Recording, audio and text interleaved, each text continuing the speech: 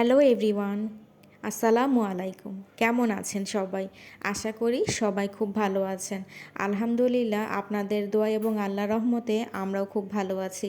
চলে আসলাম আরেকটি নতুন ব্লগ নিয়ে আপনাদের সামনে। আমি ফারহানা, ব্লগ বাই সেহেরস মম থেকে। আজকের ব্লগে আপনাদের সাথে শেয়ার করব আমার মেয়ের জন্মদিনের লাস্ট পার্ট, মানে যে পর্বটুকু বাকি রেখেছিলাম তার বড় ভাইয়ের অপেক্ষায়।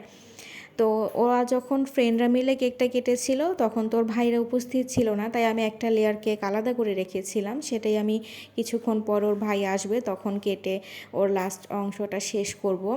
আর এদিকে ওর জুয়েলারিগুলো আমি খুলে দিচ্ছি, কারণ ও খুব টানাটানি করছিল কখন কোনটা ছিঁড়ে ফেলবে। ও একদমই জুয়েলারি পরতে পছন্দ করে না, মানে সেটা গোল্ড হোক বা অন্য যে কোনো জিনিস ওর খুবই বিরক্ত লাগে। তো খুব জোর করে কয়েকটা জিনিস পরিয়েছিলাম জন্মদিনের যখন কেকটা কেটেছিল তখন। এরপর থেকেই তার খুবই বিরক্ত, হাতের আংটিতে ঘষা দিয়ে নাক একদম কেটে ফেলেছে। তো এই জন্য সাথে সাথে ওর চুড়ি আংটি সব কিছু খুলে দিয়েছি, শুধু টিকলিটা খুলিনি, কারণ এটা খুলতে গেলে চুলটা খুলে ফেলতে হবে। আর ওর ভাইয়ের সাথে যেহেতু আর কয়েকটা ছবি তুলবো, এই কারণে আর চুলের সেটিংটা এখন আপাতত আর খুলছি না। তো এর মাঝখানে আবার ওর একটা গিফট খুলে ফেলেছে, এটা ওর বেস্ট ফ্রেন্ড ওকে দিয়েছে। এত সুন্দর একটা স্পেশাল গিফট, মেয়েটা এত লক্ষ্মী, মানে কি বলবো, এত ছোট বয়সে প্রত্যেকটা মানুষের খুশির কথা এত সুন্দর করে চিন্তা করে।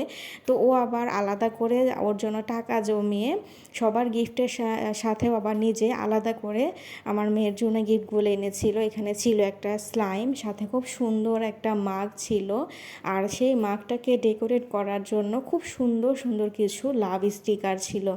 তো আর তার সাথে আবার একটা ললিপপ ছিল, যেহেতু আমার মেয়ে হচ্ছে ক্যান্ডি খেতে অনেক বেশি পছন্দ করতে একটা সময়, এখন তো একটু কমিয়ে দিয়েছে, কিন্তু দেখলে কিন্তু লোভ সামলাতে পারে না।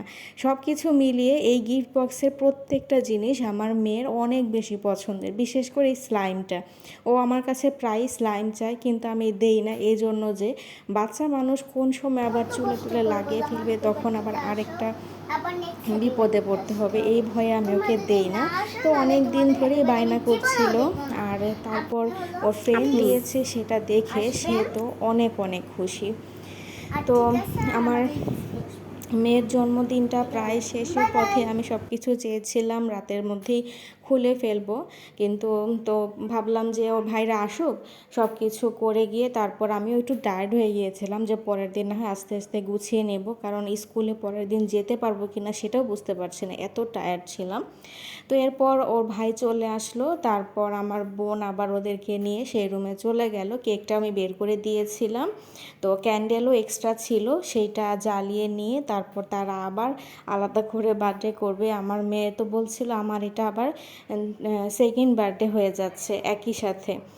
তো এই সময় আমার ছোটো ভাগ্নেকেও ডেকেছিলাম, ও বাসায় ছিল, কিন্তু ড্রেস চেঞ্জ করে ফেলেছে, কারণ আমাদের বাসায় রাতের বেলা থাকবে, আমাদের পরে আবার আরেকটা প্রোগ্রাম আছে পরের দিন, সেজন্য থেকে যাবে। আর বড় ভাগ্নে আর আপু চলে যাবে, যেহেতু ওদের বাসা খালি। তো ড্রেস চেঞ্জ করে ফেলার কারণে ও আর ছবি তুলতে রাজি হয়নি, তো বললো যে আমি ছবি তুলবো না, ও শুয়ে শুয়ে মোবাইল দেখছিল। তো কেক কেটে জাস্ট ওকে দিয়ে আসবো, ও বিকালেও খেয়েছিল। আর এই কেকটা আবার অন্য একটা ফ্লেভার ছিল, দুইটা লেয়ারের মধ্যে, নিচের লেয়ারটা ছিল লেমন ফ্লেভারের আর উপরেরটা ছিল ম্যাঙ্গো ফ্লেভার। আর ম্যাঙ্গো ফ্লেভারটা এত বেশি টেস্টি ছিল, মানে বলার মতো না। আমার মেয়ের জন্মদিন যখন প্রথমবার করেছিলাম, একদম মাঝরাতের সময়, যখন ওর জন্মের সময় অ্যাকচুয়ালি 3:55-তে, ওর প্রথম জন্মদিন আমি একদম ভোরবেলায় এই একটা কেক কেটেছিলাম আলাদা করে। সেই কেকটাও প্রথম ছিল ম্যাঙ্গো ফ্লেভারের, কারণ একেবারে ছোটোবেলা থেকে আমার মেয়ের ম্যাঙ্গো ফ্লেভার হোক বা সেটা রিয়েল ম্যাঙ্গো হোক অনেক বেশি পছন্দ। এই কারণে আমি ওর লাইফের ফার্স্ট কেকটাও ম্যাঙ্গো ফ্লেভার এনেছিলাম।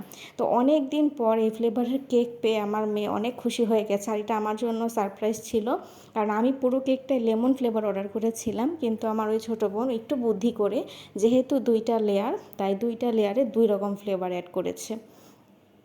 তো ভাইয়ের সাথে কেক কেটে সব কিছু করে সে তো অনেক খুশি। তো এরপর আর কি আমরা বাসায় যে কয়েকজন ছিলাম, আমার 2 ফুপি ছিল। তবে একটা ফুপি চলে যাবে রাতের বেলা, আরেকটা ফুপি তো আমাদের পাশেই থাকে। তো ওই ফুপি ছিল, তারপর আমার 2 ভাগ্নে, আপু, আর আমরা বাসার জাস্ট আমরা যে মানে আমরা 2 বোন আর বাবা মা।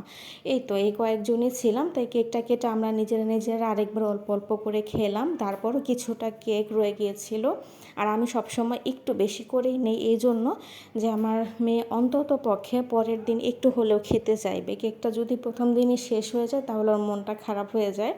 তো ও মাঝে মাঝে আমাকে বলে যে আম্মু, আমার কেকটা যতক্ষণ থাকবে আমার জন্মদিন ঠিক ততক্ষণই থাকবে। মানে কেকটাই হচ্ছে ওর মূল আনন্দ। জন্মদিনে কি হলো না হলো, কি গিফট পেলো সেটা নিয়ে তার কোনো মাথা ব্যথা নাই। তার প্রধান আকর্ষণ কখন কেক আসবে, কেক খাওয়া হবে, কতক্ষণ থাকবে, এটাই তার সব থেকে বেশি ভালো লাগা। তো এই কারণে আপু ওকে কেটে দিয়েছে যে ওর যতক্ষণ খুশি ইচ্ছা মতো খাক আর কি। আর এই দিকে কেকটা যেহেতু ব্ল্যাক কালারের কোটিং ছিল, খাওয়ার পরে মুখের অবস্থা কিন্তু খুবই খারাপ। তবে এটা ভয় পাওয়ার মতো কিছু নেই, এটা খুবই উন্নত মানের কালার ইউজ করা হয়েছে। তো এই কারণে আর আমি কোনো ভয় পাচ্ছি না। যদি বাইরে থেকে কিনতাম তাহলে অবশ্যই আমি এটা দেখে ভয় পেয়ে যেতাম যে এতটা গাঢ় কালার, এটা না জানি কতটা ক্ষতিকারক হবে। এই কারণেই কিন্তু পরিচিত থেকে সবসময় আপনারা কেক কেনার চেষ্টা করবেন। তাহলে কি হবে, আপনি একটা ট্রাস্টেবল জায়গা থেকে পাবেন যেটা আপনার বাচ্চার হেলথের জন্য অনেক বেশি উপকারী হবে। একটু দরকার হলে আপনারা প্রাইস বাড়িয়ে নেবেন, কিন্তু তারপরও সস্তা কেক কখনোই নেওয়ার চেষ্টা করবেন না। কারণ এই ধরনের জিনিসে যে ধরনের কালারগুলো তারা নিম্নমানের ব্যবহার করে বাইরে, সেটা বাচ্চাদের জন্য একেবারেই সুইটেবল না।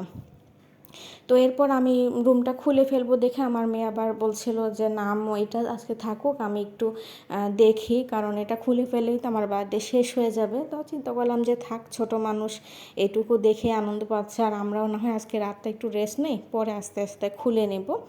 তো লাইট অফ করার পরে দেখতে কিন্তু বেশ ভালোই লাগছিল।